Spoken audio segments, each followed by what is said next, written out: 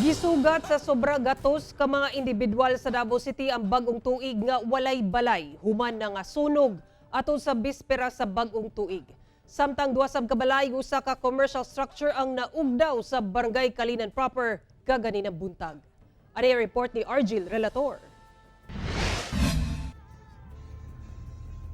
Bagang itong so ang makita sa Barangay Matina Crossing, Davao City, alas 12:40 Domingo sa Udto, bispira sa bagong tuig. Gilamoy na diay sa dakong kalayo ang kabalayan sa usa ka village. Pinaspasay ang mga sakop sa kabumbiruhan sa pagpakgang sa nagkadako nga kalayo.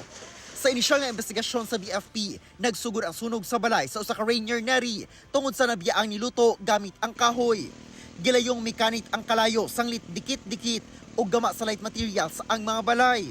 Sa tala sa BFP, ana sa 18 ka mga balay ang nasunog o gibana-banaang 280,000 pesos ang kantidad sa nadanyos.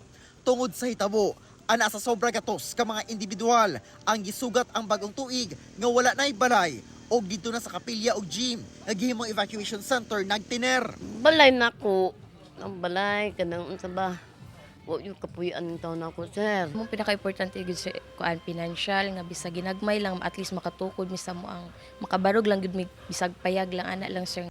Samtang ato sab sa bispera sa bagong tuig, usa ka grass fire ang nahitabo sa Purok 8 San Miguel, Barangay Indangan, alas 3 sa hapon. Nabiya ang open flame matud pa ang hinungdan sa pagkasunog sa 850 square meters nga gilapdon sa kasagbutan. Gilayon ra sab kining napalong sa mga bumbero. Og 1:30 aton sa unang adlaw sa bagong tuig, gilamoy sa dakong kalayo kining mga istruktura sa Ramon Magsaysay Street, Barangay Kalinan proper. Sa inisyal nga investigasyon sa BFP, nagsugod ang kalayo sa kwarto sa usa ka Janet Nicolob. Duha ka balay ug usa ka commercial structure ang naugdaw kung asa moabot sa sobra 600,000 pesos ang danyos tungod sa sunog. Ginasuta pa ang tinubdan sa sunog. Kauban si Giorgio Solarte sa kamera. Ako si Argil Relator para sa One Mindanao.